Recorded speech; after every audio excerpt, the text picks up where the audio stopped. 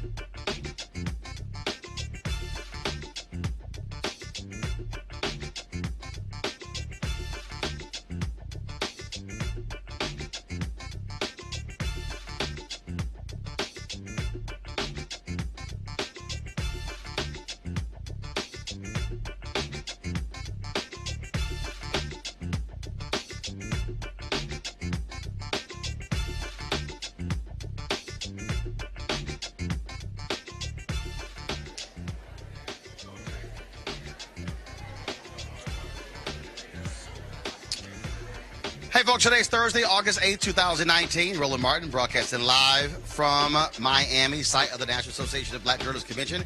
Coming up on Roland Martin Unfiltered, the four presidential candidates. We're here at NABJ, pitching to the black journalists here. We will, of course, talk about how it went with Mark Thompson. Of course, with Making It Plain, getting his assessment. Also with our panel back in studio. Also, continuing criticism of Donald Trump when it comes to the issue of white supremacy. We will talk about that as well. In addition to more drama when it comes to in Times Square, folks scatter after a motorcycle backfires. Folks thought it was shotguns. We have a nation that is actually on edge. It's a packed show. It's time to bring the funk. I'm Roland Martin Unfiltered. Let's go. He's got it. Whatever the biz, he's on it. Whatever it is, he's got the scoop, the fact, the find. And when it breaks, he's right on time and it's rolling. Best believe he's knowing.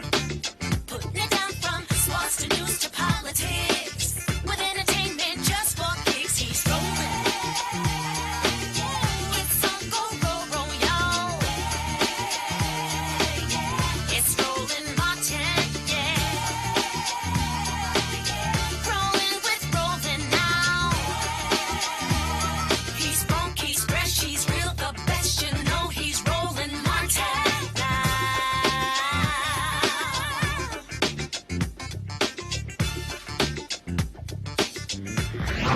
Martin. Hey, folks, Roland Martin here at the National Association of Black Journalists Convention in Aventura, Florida, essentially Miami. A record-breaking crowd, 4,047 registered attendees, the largest convention in the history of the National Association of Black Journalists. We'll talk about that in a little bit later. Right now, we'll talk about the fact that just as concluded, the presidential forum, four presidential candidates showed up here to speak to NABJ. Senator Cory Booker, Senator Bernie Sanders, South Bend, Indiana Mayor Pete Buttigieg, as well as former Massachusetts Governor Bill Weld. They understood the importance of this audience, the folks who are journalists, who are columnists. It was live streamed right here on Roland Martin Unfiltered, also on the NABJ platforms. And so let's talk about it right now with Mark Thompson, host of Make It Plain. Mark, step on right in here. First and foremost, before we talk about who actually showed up, was it surprising to you NABJ made the offer to all candidates for this forum, including Donald Trump, and only these four showed up? Well, I will admit it's probably a tough weekend. A lot of people are in Iowa for the state fair, and some people will probably blame the weather. A lot of flight cancellations, but 4,000 people still made it here somehow in spite of it. So you would have thought more had come. But honestly, Roland, and I just interviewed Brandon Gassaway, the National Press Secretary for the DNC, for my show in the morning. And Brandon said something as he was talking. You know how you interview someone, you may not necessarily ask them a question, but it gives you an idea. If it's important enough for DNC leadership to be at the NABJ, maybe it's also important enough that the DNC make a decision to allow and organize a debate, not just with white media corporations, but with black media. So why can't there be a full-fledged presidential debate on your platform? Because this is a constituency, and as Cory Booker and other candidates said, it's our constituency, black electorate, black supporters of black media, who are being targeted by the right wing for voter suppression and being targeted by Russia. So this is the audience that most needs to be spoken to. So no problem, you do CNN, MSNBC, and they have ABC, they have black journalists, and there's some of them here. But there ought to be something specifically for black-owned press institutions, print and broadcast. Well, the problem you have, though, is that when it comes to those black institutions, they aren't stepping up. I often talk about it. You have even eight networks that target black folks. Not a single one of them, 1,344 hours each of programming each week, not a single one of them has a news show. The reality is they want to focus on entertainment. We had the course town hall with CNN in 2016. I didn't want to do it with CNN. Let me be clear. I didn't want to do it. I said we don't need to do it with CNN. We can do it ourselves. And so I think that should happen. And there should be, yes, a specific forum, debate, whatever you have, where black folks are asking questions. You've had two rounds of debate so far. Not a single black woman as a moderator. There are questions that we have that are far different than mainstream media, and that is the reality. I think here it was very interesting listening to Pete Buttigieg say to this audience, and we of course live streaming it, so folks, you can go to our YouTube channel, actually watch it. He said it's on white folks to deal with systemic racism in America. He did. Listen, Mayor Pete, I'll be very honest with you. He's hitting all the right words, tone, and language when it comes to white supremacy. Because white folks do have to get involved in resisting white supremacy and making that noise. And I think he's made quite an impression. Obviously, that's not translated yet in the polls, black or white for that matter, and he's very much a long shot. But, I think the situation in his community has awakened him, and some of the heat he's got from that black community about the firing of that chief, this current police shooting. So he's saying all the right things. Some people even called him, when I was in Chicago, Reverend Jackson, his convention, they would call him the gay Obama. And that may be true. But when he said that, that's not something you hear from the average white candidate even every day. So he obviously is surrounded by people. A lot of African Americans are high up in these campaigns. A couple I know working in his campaign include Nina Smith. So he's getting all the right information and being prepared. What I also find interesting is that the El Paso shooting, the language of Trump, has forced mainstream media to deal with this issue of white nationalism and white supremacy. And it's nothing. I'm not criticizing Eddie Glaude, but all people talk about, oh my God, this video that he did. I'm like, yo, we've been saying that for a decade. Amen. Y'all ain't been listening. Yeah. And Eddie nailed it.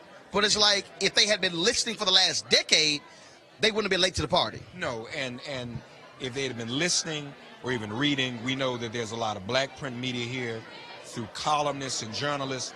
That's what the black press does and has always done. So we are clear. I think people are shocked when it's on a major network, on a major network or MSNBC, something like that. But all of us in black media have been saying that. Gotcha. So, I know he's crossing the camera right now. Stand over here. Stand over here. Yes, we are live. Craig Melvin, of course, he was one of the three moderators. Normally, when folks doing TV, they're not shouting, but it don't matter because it's my damn show and I own it. No, come back, Mark. So Craig, of course, is one of the folks who was asking questions. This is classic Roland Martin. This is beautiful. No, we in Miami is in NABJ. Beautiful. My goodness. So you were one of the three moderators. Just sort of turn this way, Craig. You know television. Turn this way. Just your impression of the four candidates who spoke at NABJ finished just a few moments ago. I think that everyone in the room probably learned something they did not know about at least one of the candidates. I think anytime in a setting like that, it's difficult to get candidates off their talking points. It's difficult to get them to share something other than their stump speech. But I think we got some of that in there. But it's, I'm a fan of any opportunity to have someone who's running for the highest office in the land, any opportunity to be able to sit down and ask them questions, allow them to answer those questions without interrupting them or cutting them off. And so, I thought that was good. What did you think? Oh, well, here's the deal. I've made it clear. I'm not really paying any attention until October 1st. I need 10 people to drop out because there's too many damn people. That's first. I was impressed in terms of with Booker and Buttigieg. Now, I'll go ahead and throw in Weld. How, and I'm not dissing Sanders, but how with the El Paso shooting, with the attack by Trump on the squad, how these candidates are going full bore in forcing a discussion on white nationalism, which black journalists I was just telling Mark, we've been dealing with this, talking about this for 10 years, and now our white colleagues all of a sudden are like, oh my God, it's real, and we're like, yeah. But the question is, are we talking about it 3 months from now? Are we talking about it, are we talking about 3 weeks from now? Is this one of those conversations that we frequently have in this country where we talk about it fairly intensely for a few days and then all of a sudden 3 weeks from now it's like, hey, do you remember? Yeah, that's the dilemma. Here's the deal. I think it will be talking about it because guess what? Trump is going to continue. The reality is he's going to continue with his tweets, continue with his attacks. And what is happening is, and we're already seeing it in the data, it is causing white suburban voters major angst. You take Miami Dolphins owner Stephen Ross announcing he's having this fundraiser for Donald Trump in the Hamptons. He owns SoulCycle. He owns Equinox. He owns the Dolphins. One of his own players blast him. He comes out with a statement essentially saying, we disagree on a whole lot of stuff, but basically I'm supporting him because of his tax policy. So essentially what you're saying is, I don't like the racism, but I love the taxes. And so it's forcing other people to say, you got to pick and choose. And I think that's where it's going to continue, and I don't think it's going to go away. Okay. Thank y'all. Craig Melvin, good job up there. Not a problem, man. Not a problem. And I'll drop a seersucker in the mail for you so you can wear it. So you can wear it on the Today Show. Mark, I appreciate it, man. Thank you, brother. Thanks a bunch. Tell everybody how they can listen to your show. MakeItPlain.com. You can go there and subscribe to Live Daily Show, and there's also a podcast available wherever you get your podcast from. All right, baby, I appreciate it. Thanks a lot. Thank you. All right, I want to go to my panel in the studio. Let me go and introduce everybody. Glad to have them there. Thank you for also waiting. CJ Jordan, she is CEO of Jordan Management Group. Mustafa Santiago Ali, a former senior advisor for environmental justice at the EPA. Teresa Lundy, principal and founder of TML Communications. Mustafa, okay, Teresa's not with us, sorry. She was scheduled to be with us, but of course we went a little late because of the form. Mustafa, I'll start with you. Again, to that particular point, I do believe this issue of white nationalism is not going away. The fact that Donald Trump continues to appeal to that audience, I think what it is going to do, it is going to force white voters, white suburban voters, white educated voters, white women to have to make a choice. Are you going to pick a racist candidate over your taxes, or are you going to say, my pocketbook is more important than his racism? Your thoughts? Yeah, it's speaking to the soul and the spirit of what this country is supposed to be and who it is. It's putting a mirror up to the country and saying you have to make a decision. Are you going to support white nationalism? Are you going to support white supremacy with your vote? Or are you going to stand and be a part of a new 21st century country that says that these old ways, these antiquated ways of looking at others, of the way that the country has been structured, can no longer be in place? So folks are going to have to make a decision about who they are, who this country is, and the direction that they want it to go. CJ, it is a challenge for the Republican Party because you have folks like Congressman Will Hurd, who announced he's not running for re-election, who blasted Donald Trump for his racist comments. It has led to others to do the same. Of course, many Republicans in Washington, D.C. are standing with Trump, but it clearly is problematic for Republicans because the last thing you really, really want is to have an open dialogue about racism in America tied to the presidential candidate for the Republicans, Donald Trump. Well, first of all, again, thank you for having me. But again, when we're talking about white nationalism, we're not also talking about Antifa. In fact, the gentleman was a Bernie Sanders and Elizabeth Warren supporter in Dayton. We're not talking about. CJ, wait a minute, allow me to finish. And been confirmed. Yes, it has been confirmed based on his social media platforms. And again, we're not talking about the 51 black folks between Baltimore and Chicago that got shot the same weekend. CJ, I'm going to let you finish. No, CJ, I'm going to let you finish. But let me state the facts. Authorities in Dayton have not established what you just said. That is not true. That has not been established by law enforcement. Sources, no, it hasn't. Which the media always use unnamed sources. Based on the unnamed sources, CJ, that's what they have. No, and CJ, CNN has had it on on theirs. this show, CJ, first of all, this ain't CNN. We do not do scuttlebutt. We do not do that. I ain't so doing what you're saying I'm is dealing not with what confirmed. they put out there is now, fact. Now, here's the deal. You can cite them, but I'm telling our audience that has not been confirmed by law enforcement authorities. Now finish your point. And again, as sources have said, they were Bernie Sanders and Elizabeth Warren supporters. Okay, hold on. Okay, fine. You want to go there? And what so, sources? Now, hold on. What sources? They what said sources? unnamed You just said sources. Said what sources? Unnamed okay, who sources. Unnamed sources? Who's they? Unnamed who's sources they? from law enforcement. Who's they? Unnamed who's sources they? from law enforcement. Right, but you're citing unnamed sources, and you're saying Don't you all cite you can't even unnamed specify who sources they all the are. time in the media when you want No, to actually, attack Trump? no, hold up. No. What we don't do is I don't do the media. I am the media, so I cite what I know. And so you're repeating somebody else's stuff. And what I'm saying on this show, when you do, I'm going to call you out. Finish your point. I did finish my point. Next. Mustafa, here's the reality. The reality is Donald Trump won by 77,000 votes in 2016. He is underwater in Michigan, Pennsylvania, and Wisconsin. You have suburban voters, suburban white voters, who did not vote for the Republican Party in the 2018 midterms. An open conversation about racism, about white nationalism, about white supremacy. Having the manifesto of the shooter in El Paso use the same language that Donald Trump has used, that is not smart politics. Now, Trump may be appealing to his hardcore base, but it's going to put people on the spot to say, you got to pick. You got to pick a racist, or you got to pick your pocketbook. Without a doubt. I mean, Trump, it's very clear. I mean, the facts are there that he has created an atmosphere of hate. And he thought that that was a formula to be able to motivate folks to support his agenda, to be able to move forward and galvanize folks. And it's actually a losing proposition. You know, folks know what time it really is. I want to go to anti-racist educator Tim Wise. Tim, are you there? Is Tim Wise there? Can you hear me? Tim, can you hear me? Yeah, I can hear you. Can you hear me?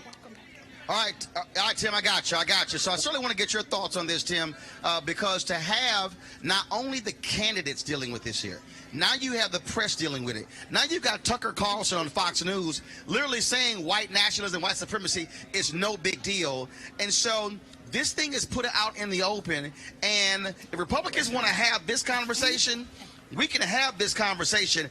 I don't think it's going to go away, Tim. Oh, I knew you would be back. Right, it's a conversation we should have been having for a long time. I mean, here's the thing. If you've got white women who are refusing to go to Soul Cycle tonight, you're done.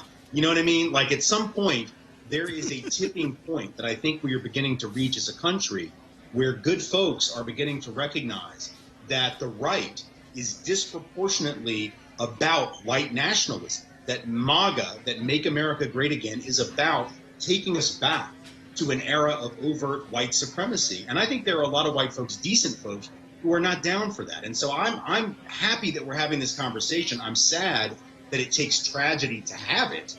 But I think it's good that we're having the conversation about race and about white nationalism and about what kind of country we want to be. Are we going to move forward, or are we going to move backward? That's the question. And Tim, in fact, was very interesting. I go back to when Newt Gingrich was Speaker of the House. White voters in the 1998 midterm voted against the Republican Party. They held on to power.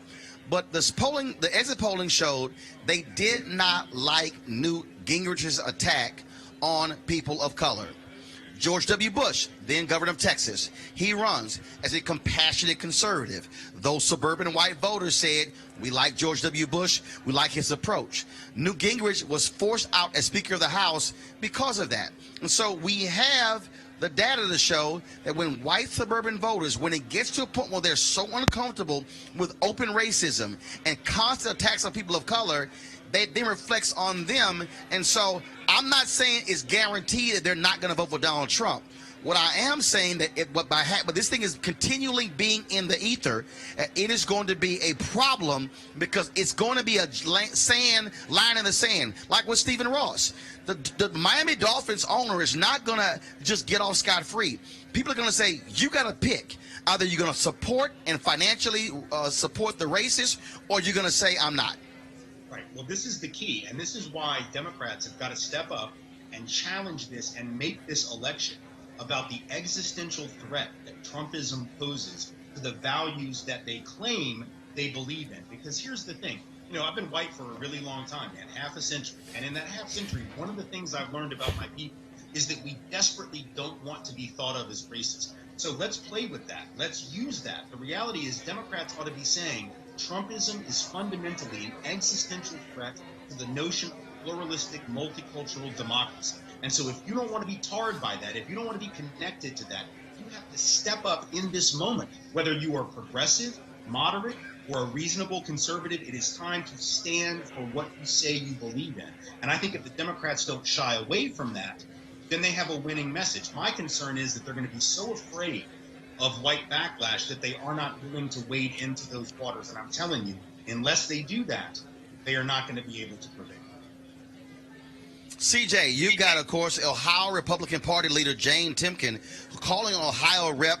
Candace Keller to resign because of her comments after the shooting in Dayton. She, of course, went on Facebook, blamed the shooting on homosexual marriage, drag queen advocates, and recreational marijuana. You got Republicans who are saying, look, okay, we can't keep taking these hits. We can't keep having folks making racist comments, making anti-gay comments, and representing the party. Your thoughts on the call for her to resign? Oh, she absolutely should resign. The president has made, from a global perspective, decriminalization of homosexuals, and I think she should. She is not in line with what he's proposed and what he has defended against the LGBTQ community. I'm sorry, what is Trump defended? What he has defended is putting out a national piece about decriminalization of LGBTQ. And you have a lot of countries who accept our tax dollars on humanitarian, crisis that still believe in criminalization of homosexuality. And well, that hold on. has I'm been sorry, something... Mustafa. What? Mustafa, am I living in an alternate world from CJ? Donald Trump won't even send... one more second. Donald Trump won't even send out a statement during Pride Month. Right. It doesn't make a difference whether he sent out a statement, Roland. What he actually did do was put a policy in place, and if you have an issue with it, why don't you call the ambassador from Germany who's heading up that piece of policy? Mustafa and Tim, Mustafa first, then Tim, your reaction. With all due respect to the other panelists, Donald Trump has not done anything to help to better protect, to give greater access to any of those that he considers less than. And that happens to be the LGBTQ community, that happens to be the African American community, the Latino community, the Native American community, even Asian and Pacific Islanders. So I'm not sure where that's coming from.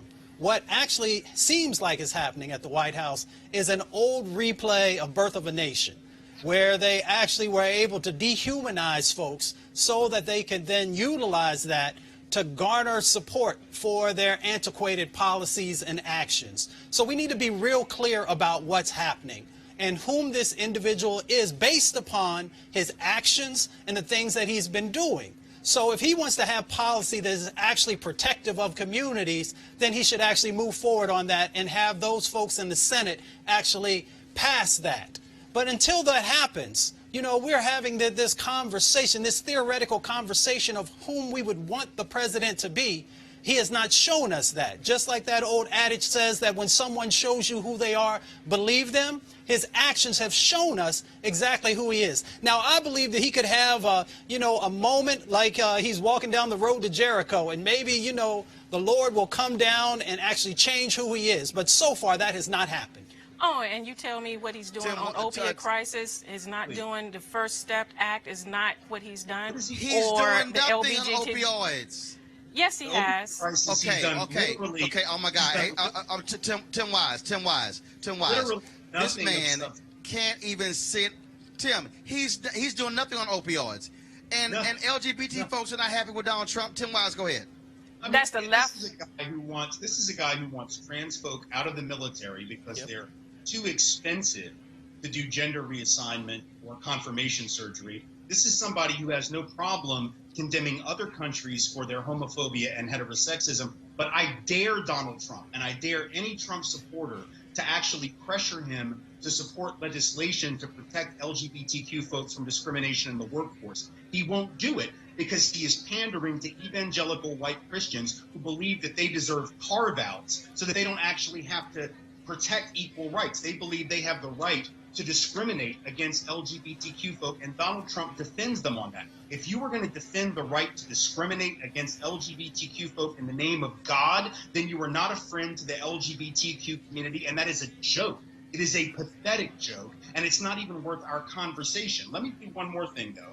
I want to go back to what CJ said before I was on the air. She was talking about Antifa and the Dayton shooting. Let me be very clear. Not only is there no evidence of this person's larger politic, but even if he were on the left politically, 6 out of the 9 people that he killed were black. The idea that he did this in the name of the left or anti-racism, there is no political motivation for this shooting. Unlike the El Paso shooter who parroted the rhetoric of Donald Trump, it is disgusting to act as if these two shootings are even remotely the same. They are morally the same, but they are not politically the same, and only a paid-for shill would act as if they were. It is absolutely reprehensible. And let me tell you, I'm not a paid-for shill, and 2, I am a black Christian conservative. And let me tell you one thing. When you're talking about extra rights for LGBT community and adding it into the 1964 Civil Rights Act where my community... It's not extra. It's the same. No, it's right. not. No, it's not. It's the right not to be discriminated No, against. they can have a separate bill, which they did have introduced, but no, there should not be anything that moves and add anything into the 1964 Civil Rights Act. Have your own legislation. Okay, CJ, one second. Hold on 1 second. First of all, CJ, let me educate you. I don't need you to educate me.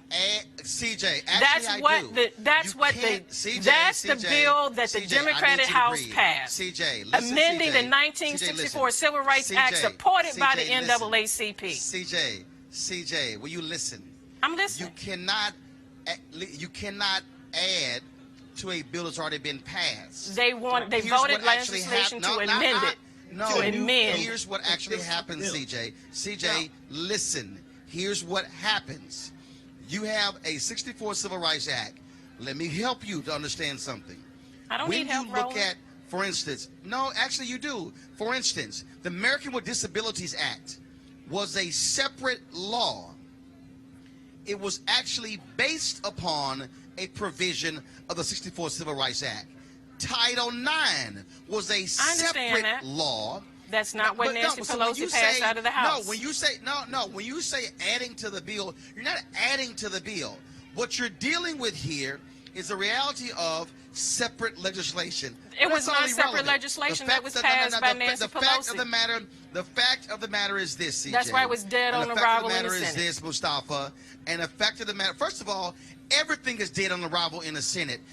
Your boy Mitch McConnell won't even deal with election reform. He won't even deal with Russia. He won't even deal with national security. He won't even advance any of those things. All he cares about are conservative federal judges. That is a fact. What we are dealing with right now, and I want to bring in Teresa Lundy, who joins us as well. What we're dealing with right now, Teresa, is a moment that people have to make a decision. No longer are we going to allow white folks on media to play this game. Teresa, you've got Tucker Carlson on Fox News saying, oh, there are white supremacists in America could only fill up a football stadium. Really? Not based upon the FBI data we're talking about. To see this dismissal of white supremacy means individuals who are caping for them, and we cannot allow folks like Tucker Carlson, any of these people to play games, because they are inciting a generation of white folks who are angry about the changing demographics in America. That is a reality, Teresa. And that is a reality that is hurting many Americans. And so when I heard the statement about what Tucker Carlson said, I was not only disturbed, but I was also disappointed, because I thought we should have done more as a community, a black community, to actually say something and stand out a little more. So some of those leaders who were marching with Martin back in the day, who are still alive today, there was no word. There was no information that was given from the black organizations. There was no loud reference point from local leaders or some of those who are elected who are African Americans. So for that portion, I felt like there was a disservice that was done, and everybody just kind of got on Twitter and said what they had to under a comment. But there has to be more actions that needs to be taken as it relates to Trump and how he's empowering his base. I believe this time around he is actually running a full-blown campaign. Last campaign, when he first ran, even when the results came in, him and his entire team looked shocked. He ran on messaging and he ran on emotion. And so those two pieces, actually tapped into a white America that was uneasy about minorities, from all different races. And now, so that when we see this uproar and we see this rising of hatred and this white nationalism and this term of, what does white nationalism really mean? It has woke up the entire economy about what we actually need to do to pretty much move the country forward. And what does forward actually look like in the eyes of all Americans? So I think, as we talk about what that plan looks like, NABJ did okay today. I don't think they did great, but I think they did okay as it relates to figuring out the souls of the candidates, but not about the policy. And that's what we need to talk about as we talk about what forward looks like in order to change lives, families, and communities. Tim Wise, last comment to you before I go to a break. The reality is, and I'm going to keep saying it, what we cannot do is allow folks like Tucker Carlson, who has millions watching him. Fox News is allowing literally a host on a cable network to openly say white supremacy is no big deal. I keep telling people, we have been seeing this thing build up, and it's becoming reality. And I keep telling black folks, and I've been warning folks since 2009, this is white fear. White fear of 2043, of changing demographics and trying to hold onto power as much as possible. Final thought, Tim Wise. Look, this is part of American history. Every time that people of color have made progress, whether real or symbolic, there has been what Carol Anderson at Emory University calls white rage as a backlash. The question, even though that white rage may be inevitable, the question is, how do we respond in this moment? Do we go backward or forward? That's the question. Tim Wise, I appreciate it, man. Thank you so very much for joining us. Thank you so much. All right, folks, going to a break right now. I'll be back. Roland Martin Unfiltered, live here from Miami. National Association of Black Journalists Convention. Back in a moment. You made it back. Yay. Yes. It's on the phone with Amtrak. Only one daily digital show out here that keeps it black and keep it real. It's Roland Martin Unfiltered. See that name right there? Roland Martin Unfiltered. Like, share, and subscribe to our YouTube channel. That's youtube.com/Roland S. Martin. And don't forget to turn on your notifications so when we go live, you'll know. All right, folks, you've heard me talk a lot about marijuanastock.org. Why? Because I want to keep you informed of investment opportunities that make sense. We have all watched the growth of the cannabis industry. A recent report by New Frontier Data estimates the global cannabis market at over $340 billion. We know that marijuana legalization is sweeping the country state by state. We also know that marijuana has a good cousin, the hemp plant, with a much higher concentration of CBD. That means hemp gives you all of the medical benefits of marijuana without getting you high. Until recently, hemp farming was practically illegal in the U.S. and heavily regulated by the DEA. However, the 2018 Farm Bill changed all of that, making it legal to grow hemp CBD in the U.S. and creating one of the largest commodities worldwide. And they need land to grow all of the plants. Folks, this is not rocket science. It's just an investment, an incredible investment opportunity. And that's where our good friends at 420 Real Estate come in. In their business model, it is simple. They buy land that supports hemp CBD grow operations and lease it to licensed, high-paying tenants. That's right, they are hemp CBD landlords, and you can get in on the action. Our friends at 420 Real Estate decided to do something special for the Roland Martin Unfiltered family. Originally, the minimum investment level was $500. Right now, though, you can invest in the crowdfunding campaign for as little as $200. The range is from $200 to $10,000. Again, this is a $340 billion industry, okay, that is still growing, and you can get in with as little as $200. To invest, go to marijuanastock.org. That's marijuanastock.org. Get in the game, and you can do it now. All right, folks, the story of Brian Banks, a brother who, of course, was accused of rape, went to prison, and then was later exonerated. It's now going to be on the big screen this weekend. It stars Aldous Hodge playing Brian Banks. It includes Sherry Shepard playing his mom as well at Essence Magazine. had opportunity to sit down with both of them. First off, here's my conversation with Sherri Shepherd. It was pretty interesting because Sherri, you're going to hear in the interview, Sherri wasn't too happy about, of course, playing his mama when she said, look, I'm still young enough to pull Aldous Hodge. But we had a great conversation there at Essence Magazine. Now, tomorrow's show, we're going to have my interview with Brian Banks. And so if guys, let me know when we're ready to roll the Sherri Shepherd interview there in the control room back in Washington, D.C. We're ready? All right. Here's Sherri Shepherd. I ain't seen you in ages. It's been so long since I seen you. I miss you so much. I mean, I'll hear you or... Two ships passing in the night. Right. I got to come to another house party. Oh, yes, yes. Because I'll take an Uber or a Greyhound to Roland's house. Well, you know, I believe in having a good time. That's right. And I don't believe you have to have a reason to throw a party. You sure don't. That's and you Roland throws the best parties. Well, look, that's how we do it. What you up to? What's going on? I'm just here with Aldous Hodge and Brian Banks promoting the Brian Banks movie. And, you know, anytime I can come to Essence Fest is a good time. For folks who don't know, how black is this? How black is the movie? Is this? Oh, my, this is such chocolate yummy. I'm telling you, my diabetes has come back from all of the dark chocolate men that have been here. Ladies, if you're not here, you better be here next year at Essence Fest. Fellas, if you're not here, we here. It got no sense. And of course, you playing opposite of Chocolate Brother. Yes, Aldous Hodge from Underground. He plays Brian Banks in the Brian Banks movie, and I play his mom, which I'm not quite. And here's the deal. He played Taraji Henson's lover. Me and Taraji the same age, but I'm playing his mama. So I'm trying to figure out my life choices and what's going on. But it is a check. But it's a check. So I mean, I understand.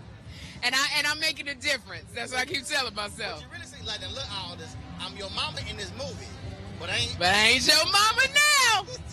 It's on my T-shirt. I ain't your mama now.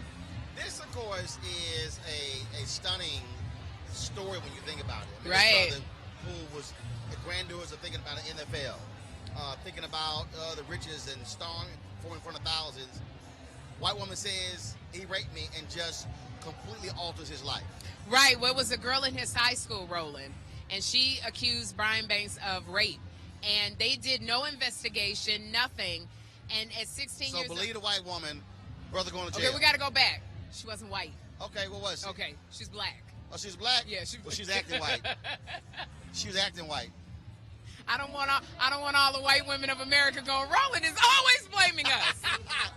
It's y'all fault. You know, when white women start uniting.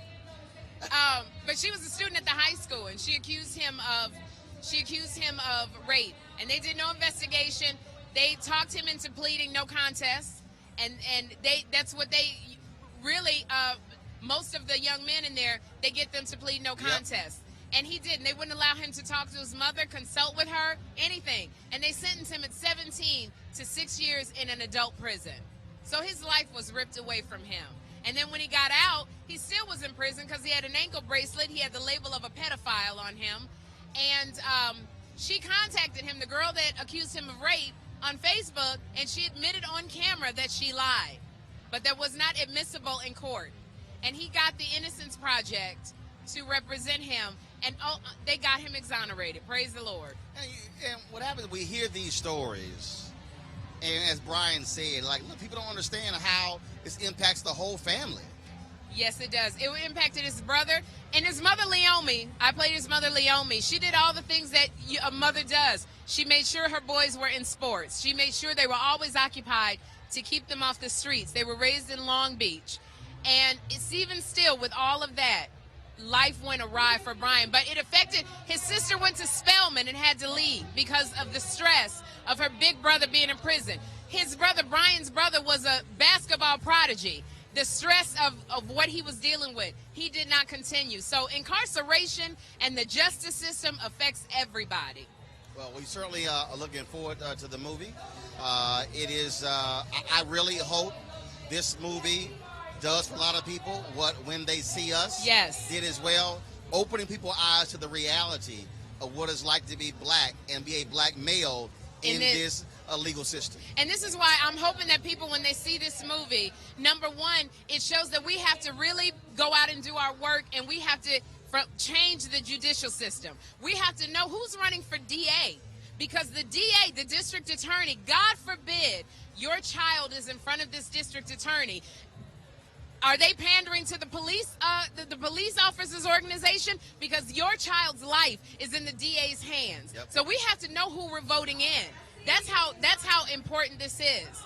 And also, you know, we just have to advocate for our children. It starts when they're little. For little things such as when they're in school and you got a teacher who says they're a problem child. We got to get in there and nip that in the bud. Absolutely. The prison to pipeline to prison. Sherry Shepherd. Thank you, Roland. I appreciate it, baby. I love you. Love you as well. Always good seeing you. Joining us right now is Aldous Hodge. First of all, he's in the Brian Banks movie, but also new show on Showtime, City on the Hill. I've been checking that out. Last time we talked, it was for Underground. And we people just loved. But, of course, when it got canceled. But bottom line is, you got to move on to other things. Yeah, people still hoping for it to come back. And you like, look, I can't wait. Yeah, no, I love the love that they give us. You know, the loyalty, the fan loyalty was amazing. But unfortunately, we moved on to other things. Before I get to Brian Banks, let's talk about City on the Hill. Yeah. I've been watching the last 3 weeks, really loving it, and it's something different for you. It is very, very much a different avenue for me. I love the fact that, you know, this is sort of a two-parter. It's my character story, DeCourcy Warden. It's also Kevin Bacon's character, Jackie Roy. We're just two different, very, very different sides of Boston in the early 90s. You know, dealing with the judicial system, dealing with racism, dealing with all the ugly bits and all the cool bits that made up that era. So for me, I'm loving the exploration of where we can go with it, because it's really a fantastic show, and Kevin Bacon is a beast, man.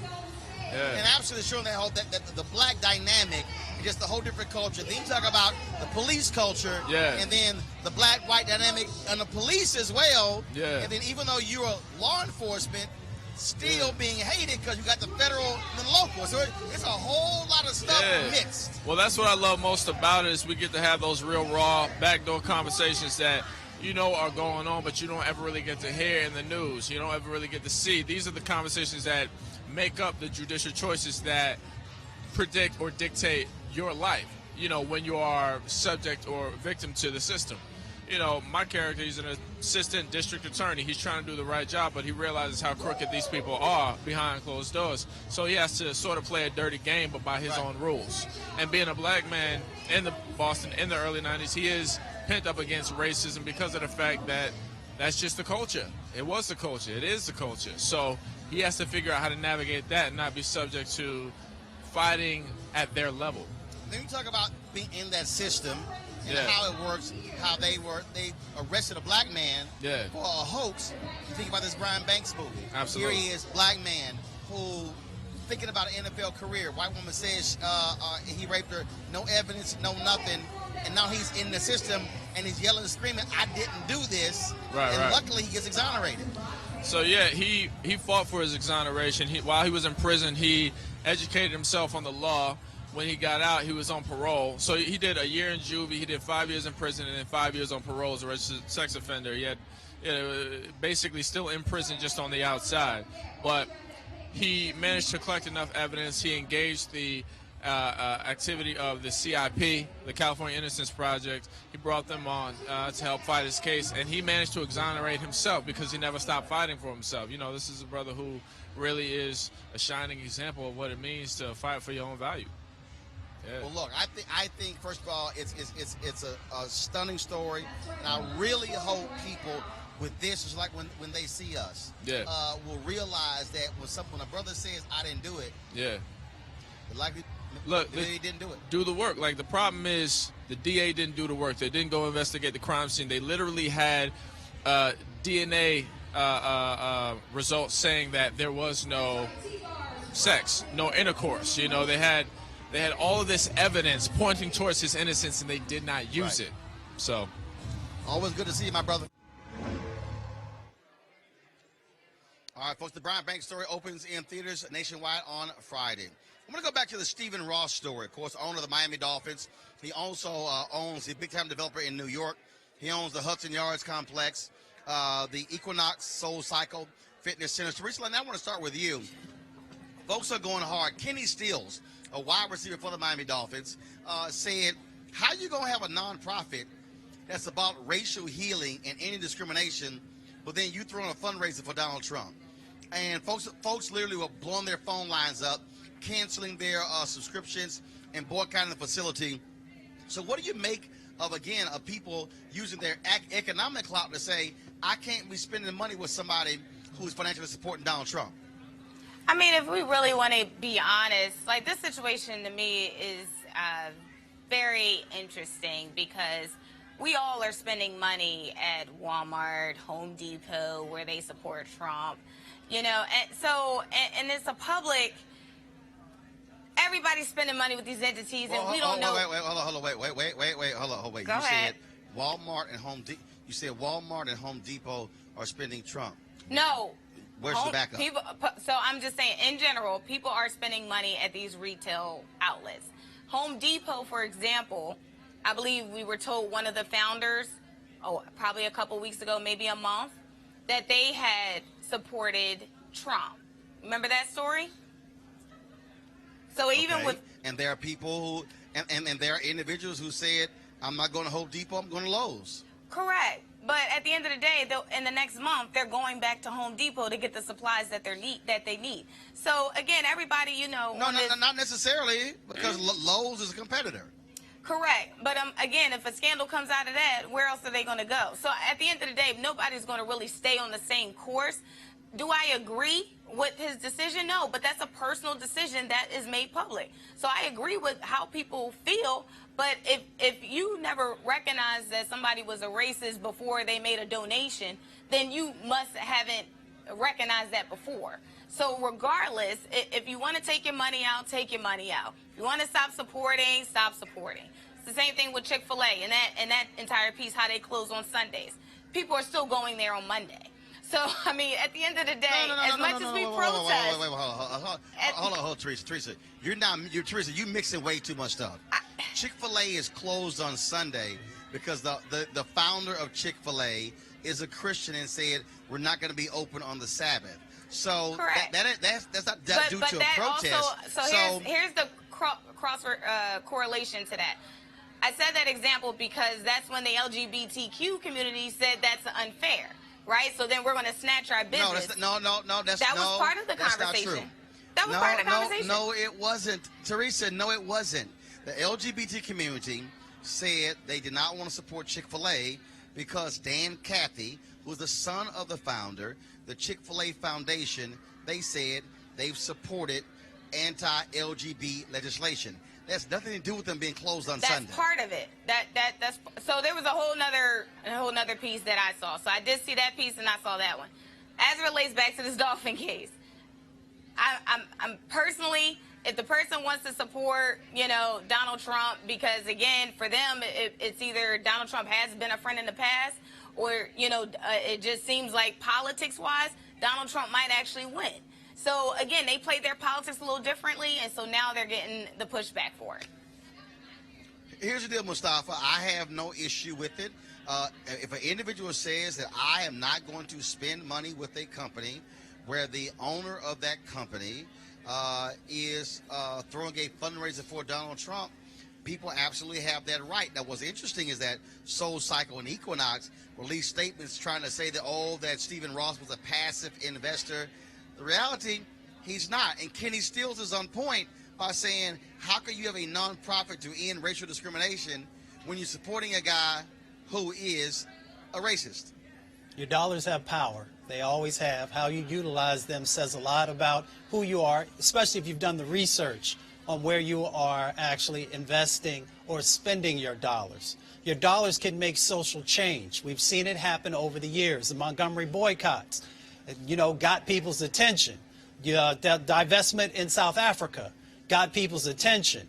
So how you utilize your dollars can make huge change happen. We have divestment from fossil fuel industries. Trillions of dollars now have been divested and are pushing those types of companies to do the right thing. So we can use those same examples in this situation. And folks should actually be paying attention to where they are sharing their hard-earned dollars and what that message sends when they use them in certain places.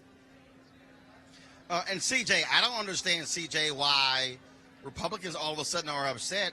I remember when white evangelicals boycotted Disney. Well, again, it goes both ways. So there are going to be plenty of people that don't want to buy Ben & Jerry's because they support a socialist by the name of Bernie Sanders. There are going to be people who don't want to do certain things based on those who support killing babies. So I think we should be very careful when you start to be selective and have outrage just because they might disagree. And when you talk about, Chick-fil-A, they didn't disagree with legislation. Their only piece was they believe in marriage between a man and a woman. And that was it. No, actually, they did disagree with legislation. No, and Roland. yeah, I'm stating their position. No, Their actually, position, they did. No, Roland, as a conservative who eats their food, who supports their company, their only position was they believe and supported things that they underwrote on the position of a man and a woman when there were state ballot initiatives. And that was it, Roland. CJ, that's called disagreeing with legislation.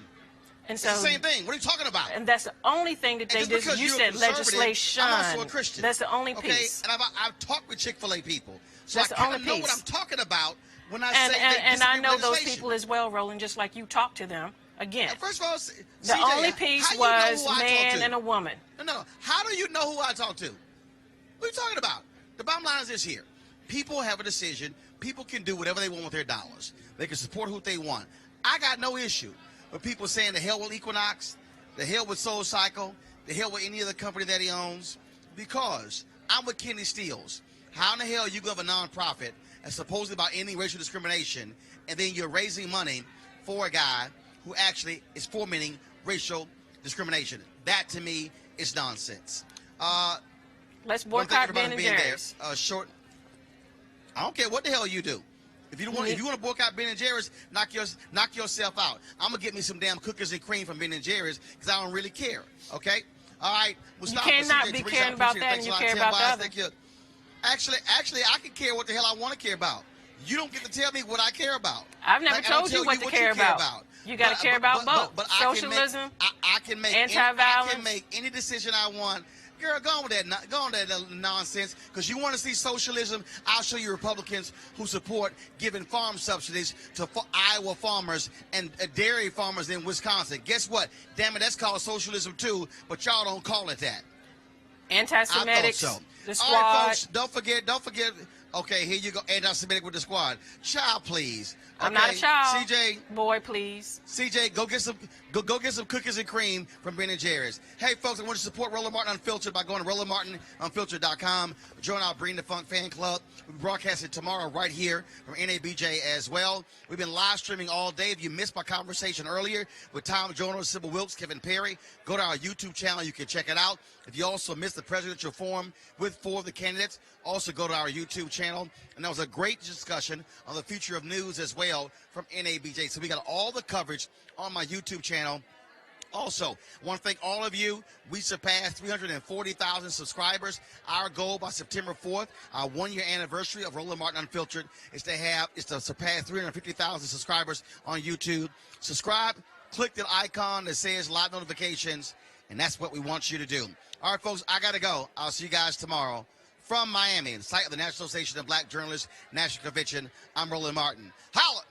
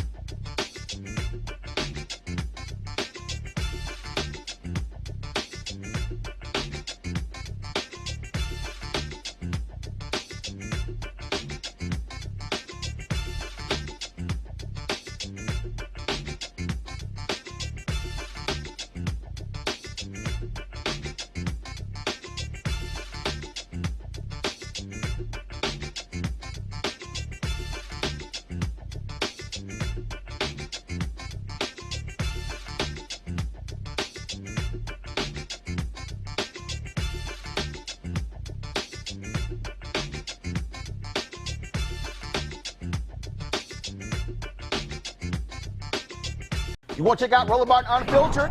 YouTube.com/Roland S. Martin. And subscribe to our YouTube channel. There's only one daily digital show out here that keeps it black and keep it real. It's Roland Martin Unfiltered. See that name right there?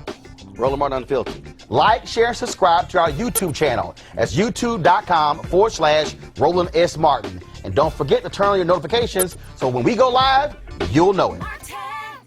Hey everybody, this is your man Fred Hammond, and you're watching Roland Martin, my man, Unfiltered. Hi, this is Essence Atkins, and you're watching Roland Martin Unfiltered.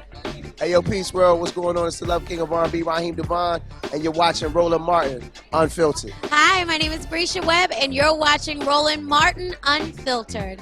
Well, I like a nice filter usually, but we can be unfiltered. What's going on? This is Tobias Trevelyan, and if you're ready, you are listening to and you are watching Roland Martin Unfiltered. What's up? I'm Lance Gross, and you're watching Roland Martin Unfiltered. Hi, this is Cheryl Lee Ralph, and you are watching Roland Martin Unfiltered. I mean, could it be any other way? Really? It's Roland Martin.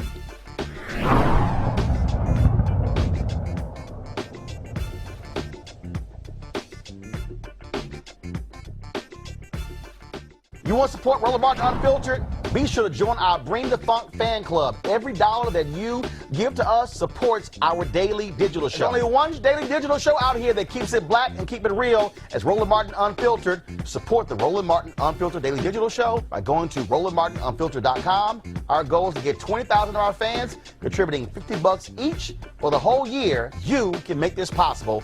RolandMartinUnfiltered.com. Hey fam, want to check out Roland Martin Unfiltered, the blackest show on all of digital, cable, and broadcast. Check out our audio podcast. There's only one daily digital show out here that keeps it black and keep it real as Roland Martin Unfiltered. Press play.